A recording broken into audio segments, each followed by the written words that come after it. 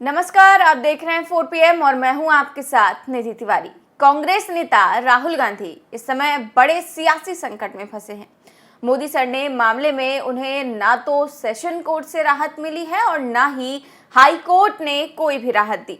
ऐसे में अब राहुल गांधी ने सुप्रीम कोर्ट का रुख किया है। बीते शनिवार को कांग्रेस नेता ने कोर्ट में याचिका दाखिल कर सजा पर रोक लगाने की मांग की है।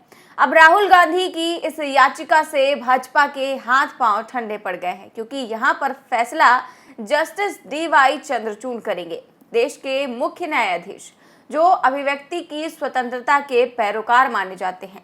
तो ऐसे में अब जब सब कुछ CJI DY चंद्रचूड़ के हाथों में ही है, सब कुछ उन्हीं पर निर्भर करता है, तो जाहिर है कि फैसला भी बहुत बड़ा आ सकता है और बिल्कुल निष्पक्ष आएगा। अब आपको बता दें कि राहुल गांधी को जो सजा मिली है वो जन प्रतिनिधित्व कानून के आधार पर मिली है। जन प्रतिनिधित्व कानून के मुताबिक जब किसी राजनेता को किसी मामले में 2 साल और उससे अधिक की सजा सुनाई जाती है तो उसकी संसद सदस्यता रद्द करने के साथ ही 6 सालों तक चुनाव लड़ने पर भी रोक लगा दी जाती है।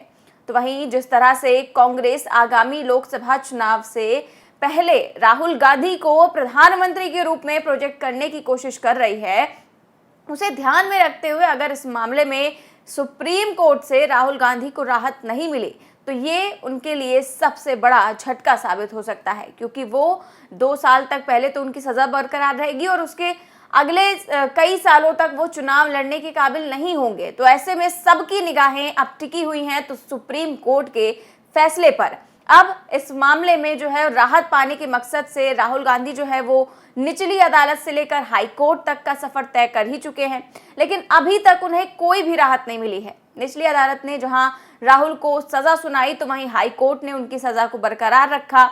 तो वहीं अब उन्होंने सुप्रीम कोर्ट का रुख कर ही लिया है। तो अब ऐसे में इस मामले में सुप्रीम कोर्ट का क्या रुख होता है, इस पर सभी की निगाहें टिकी हैं। लेकिन इससे पहले आपको ये भी बता देते हैं कि राहुल गांधी ने अपनी याचिका में क्या कुछ कहा है, क्या दलीलें दी हैं।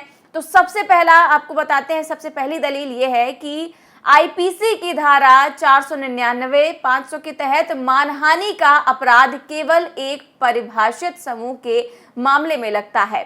मोदी एक अपरिभाषित अनाकार समूह है जिसमें लगभग 13 करोड़ लोग देश के विभिन्न हिस्सों में रहते हैं और विभिन्न समुदायों से संबंधित है। ऐसे में IPC की धारा 499 के तहत मोदी शब्द व्यक्तियों के संघ या संग्रह की किसी भी श्रेणी में नहीं आता है। तो वही जो दूसरी दलील है वो ये है कि टिप्पणी जो है वो शिकायतकर्ता के खिलाफ नहीं थी। इसका मतलब ये है कि जो टिप्पणी राहुल गांधी ने की थी वो जो पूर्णेश मोदी जिन्होंने इनके खिलाफ शिकायत दर्ज कराई है वो उनके संदर्भ में नहीं थी, ना ही उनके खिलाफ थी। तो उन्होंने ये दलील देते हुए कहा कि रैली में ललित मोदी और नीरव मोदी का जिक्र करने के बाद सभी चोरों का उपनाम एक जैसा क्यों होता है, ये कहा गया था। और ये टिप्पणी विशेष रूप से कुछ निर्दिष्ट व्यक्तियों को संदर्भित कर रही थी और शिकायतकर्ता पूर्णेश मोदी को उक्त टिप्पणी से बदनाम नहीं किया जा सकता है। मतलब ये कि टिप्पणी जो है वो पूर्णेश मोदी को लेकर नहीं की गई थी, इसलिए उनके आरोप भी गलत हैं, वो इस तरह की दलील पेश नहीं कर सकते हैं। उसके बाद जो अगली दलील थी वो ये है कि शिकायतकर्ता ने ये नहीं बताया कि वो इस बयान से कैसे प्रभावित हुए हैं। तो शिकायतकर्ता के पास केवल गुजरात का मोदी उपनाम है जिसे ना तो दिखाया है और ना ही किसी विशिष्ट या व्यक्तिगत अर्थ में या फिर क्षतिग्रस्त होने का आरोप लगाया है। तीसरा, शिकायतकर्ता ने स्वीकार किया कि वो मोड़ वणिका समाज से आता है। ये शब्द मोदी के साथ विनिमय नहीं है और मोदी उपनाम विभिन्न जातियों में मौजूद है। अब चौथी दलील ये है कि बदनाम करने का कोई भी इरादा उनका नहीं था, यानी कि टिप्पणी जो 2019 के लोकसभा चुनाव अभियान के दौरान दिए गए एक राजनीतिक भाषण का हिस्सा थी, इसके जरिए शिकायतकर्ता को बदनाम करने का कोई इरादा नहीं था, इसलिए अपराध के लिए मानवीय कारण का अभाव है। अब अगली जो दलील है, 5वीं दलील है, वो ये है कि उच्च न्यायालय ने ये मानने में गलती की कि अपराध के लिए कठोरतम सजा की आवश्यकता है, क्योंकि लोकतांत्रिक राजनीतिक गतिविधि के दौरान आर्थिक अपराधियों और प्रधानमंत्री नरेंद्र मोदी की आलोचना करने वाले एक राजनीतिक भाषण को नैतिक अधमता का कार्य माना गया है। इसमें कठोर सजा मिलना गलत है। राजनीतिक अभियान के बीच में खुलकर बोलने की आजादी होनी चाहिए और अगर ऐसा नहीं होता है तो लोकतंत्र के लिए ये खतरा होगा। तो राहुल गांधी ने ये भी दलील दी है कि अगर अभिव्यक्ति की आजादी है तो बोलने की आजादी होनी चाहिए और अगर ऐसा नहीं होता तो ये लोकतंत्र के लिए जो है वो बड़ा खतरा है। अब अगली दलील, जो छठवीं दलील है, वो ये है कि अपराध में कोई नैतिकता अधमता शामिल नहीं है। यानी कि अपराध में कोई भी नैतिक अधमता शामिल नहीं है। तो शब्द नैतिक अधमता प्रथम दृष्टया ऐसे अपराध पर लागू नहीं हो सकता जहां विधायिका ने केवल 2 साल की अधिकतम सजा का प्रावधान करना उचित समझा।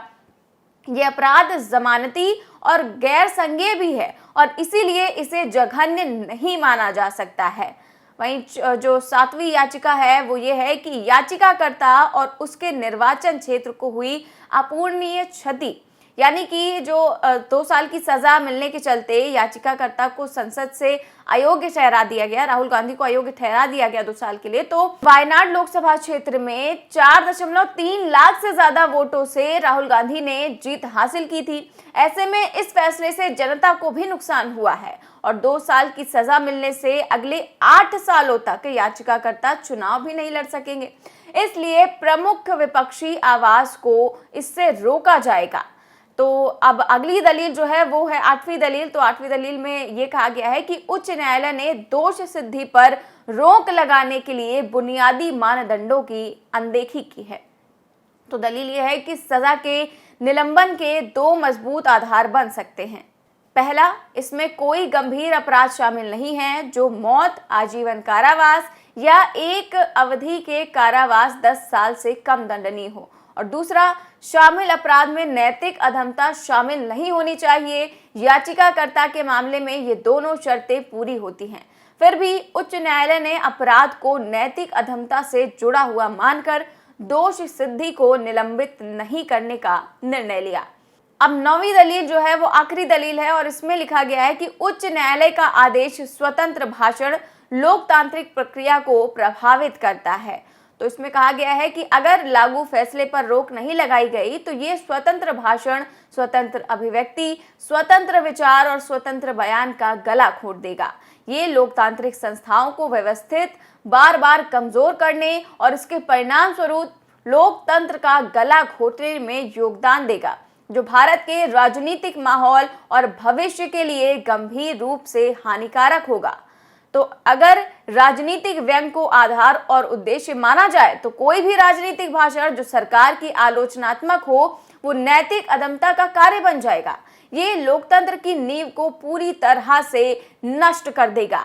तो इस तरह से ये सारी दलीलें राहुल गांधी की तरफ से दी गई हैं और अब इन्हीं के आधार पर फैसला आना है। ये कई सारी महत्वपूर्ण दलीलें हैं जिसमें कई सारी महत्वपूर्ण बातें लिखी गई हैं। अब राहुल गांधी ने अपनी अर्जी में जो सबसे बड़ी दलील यही दी है कि उनका 8 साल का करियर सीधे सीधे बर्बाद हो जाएगा।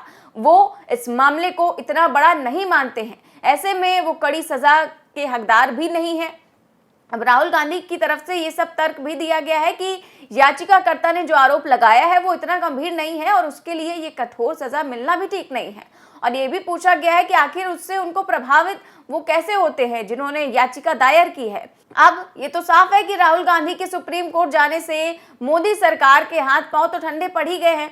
इसकी सबसे बड़ी वजह जो है वो सुप्रीम कोर्ट के चीफ जस्टिस DY चंद्रचूड़ है, क्योंकि पिछले 11 महीनों से जब से DY चंद्रचूड़ ने सुप्रीम कोर्ट के CJI का कार्यभार संभाला है तभी से मोदी सरकार परेशान रहती है, क्योंकि वो कई सारे ऐतिहासिक फैसले दे चुके हैं, कई सारे ऐसे फैसले दे चुके हैं जो मोदी सरकार के सीधे सीधे खिलाफ है, चाहे वो महाराष्ट्र का फैसला हो, चाहे वो दिल्ली का फैसला हो। कई बार मीडिया को भी फटकार लगा चुके हैं, सरकार को भी फटकार लगा चुके हैं और कहा जाता है कि देश के इतिहास में इनका नाम जो है वो दर्ज हो जाएगा, क्योंकि ये जस्टिस DY चंद्रचूड़ जो है वो पूरी तरह से उचित फैसले लेते हैं, कई सारे ऐतिहासिक फैसले लेते हैं। तो सभी की निगाहें जो है वो इसी पर टिकी हुई हैं और अगर इन दलीलों के आधार पर राहुल गांधी की याचिका पर स्टे लग गया तो सत्तारूढ़ पार्टी जो है वो बेचैन हो जाएगी, क्योंकि अगर इन 3 दिनों में सजा पर स्टे लगा दिया गया तो राहुल गांधी को संसद के सत्र में भाग लेने से भी नहीं रोका जा सकेगा। जो कि 20 तारीख से संसद का सत्र शुरू हो रहा है। अब ऐसे में सभी की निगाहें जो है वो सुप्रीम कोर्ट पर ही टिकी हुई हैं, क्योंकि अगर स्टे लग जाता है तो वो जो राहुल गांधी हैं वो संसद के सत्र में भाग ले सकेंगे, और अगर उन्होंने भाग लिया तो फिर किस तरह की चीज़ें देखने को मिलेंगी, किस तरह का वो विरोध दर्ज कराएंगे, क्योंकि कई सारे मामले तब से हो चुके हैं। तो इन सभी पर सभी की निगाहें टिकी हुई हैं। अब आगे क्या होगा, सुप्रीम कोर्ट क्या फैसला लेगा, ये तो वक्त ही बताएगा। फिलहाल इस खबर में बस इतना ही। देश और दुनिया की तमाम बड़ी खबरें जानने के लिए देखते रहिए 4PM न्यूज़ नेटवर्क। नमस्कार।